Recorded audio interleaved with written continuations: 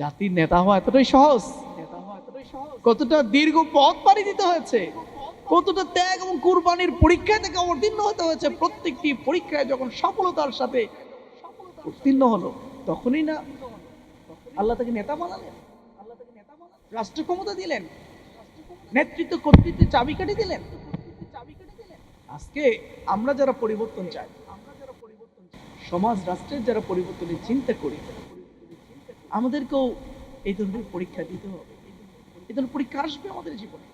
এই পরীক্ষা আমাদেরকে উত্তীর্ণ হওয়ার জন্য নিজেদের প্রস্তুতি নিতে হবে। আমাদের পথটা হলো হযরত আইয়ুব আলাইহিস সালামের পথ। আমাদের পথটা হলো হযরত জাকারিয়া আলাইহিস সালামের পথ। আমাদের পথটা হলো হযরত ইউনূস আলাইহিস সালামের পথ।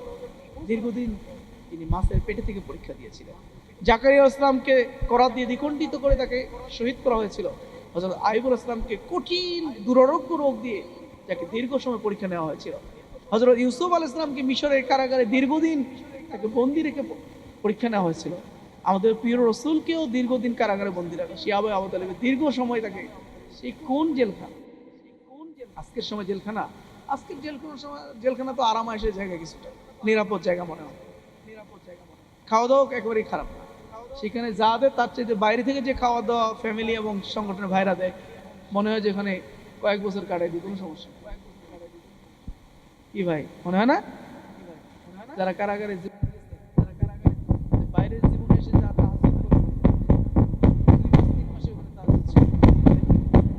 এমন কোনো রাত নেই যে আপনি তাহাজ্জুদে দাঁড়ান, এমন কোনো রাত নেই যে আপনি আল্লাহর জন্য আপনি চোখের পানি ফেলেন, এমন কোনো সোম এবং বৃহস্পতিবার নেই যে আপনি রোজা রাখেন না। কেউ আপনাকে বলতে হয় না, কেউ আপনাকে নির্দেশনা দেওয়া লাগে, কোনো মোটিভেশন লাগে না, অটো মোটিভেশন যে সোমবার বৃহস্পতিবার আসলে রোজা রাখো, রাতে শেষ অংশে উঠো, দোয়া করো, নাহলে জামিন হবে না। কত পড়াশোনা, কোরআন অধ্যয়ন, কোরআন কতবার হয়ে যায়, কত আয়াত মুখস্থ হয়, কত হাদিস মুখস্থ হয়, স্টাডি সার্কেল, পাঠচক্র সবই চলে ওখানে।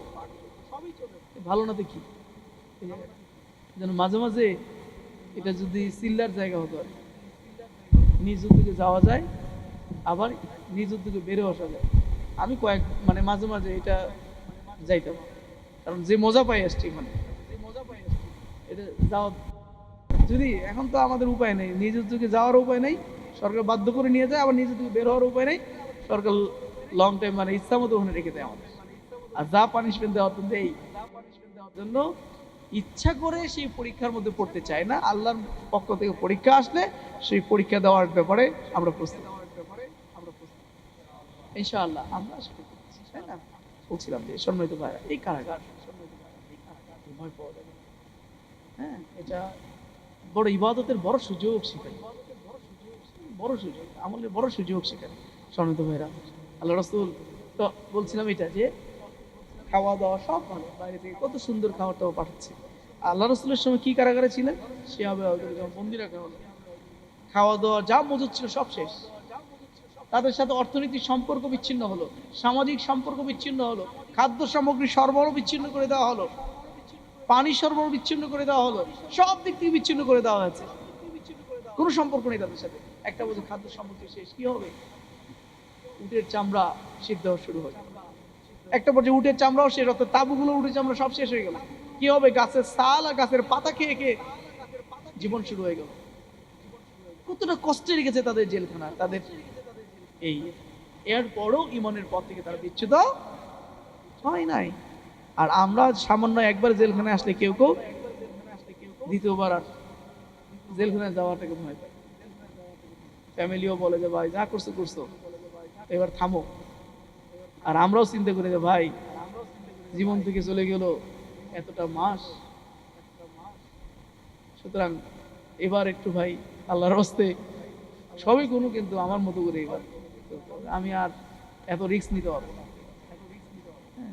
সম্মানিত ভাইরা, এই জন্য মুমিনদের জন্য এই পথটাই হলো প্র্যাকটিক্যাল, এটাই হলো তাদের জন্য হলো প্রকৃত পথ। এই পথের আরামায়েশের পথটাই হলো কাফেরদের পথ।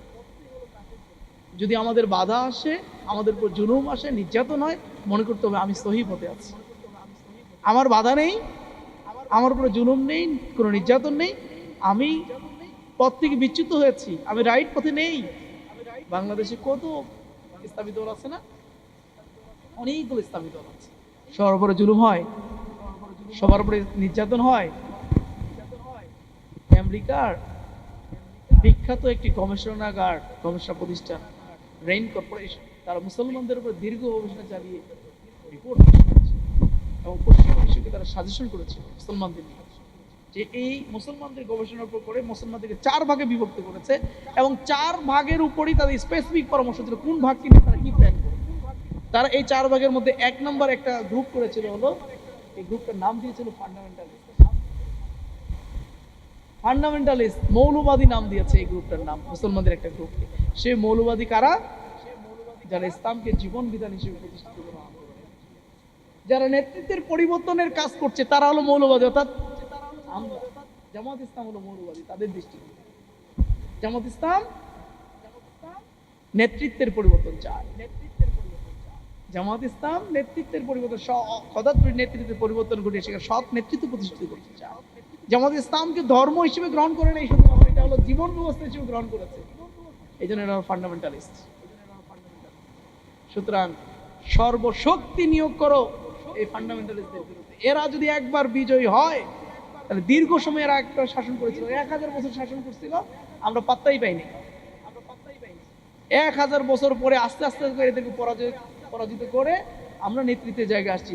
আবার যদি এরা মাথা চারা দিয়ে উঠে আমাদের নেতৃত্ব জায়গাটা চলে যাবে। সুতরাং ঠেকা হয়ে যাবে। সামরিক শক্তি, অর্থনৈতিক শক্তি, মিডিয়ার শক্তি, কালচারাল শক্তি, সব শক্তিগুলো ব্যবহার করে এদের বিরুদ্ধে এদিকে দমিয়ে রাখে, উঠতে দেওয়া যাবে,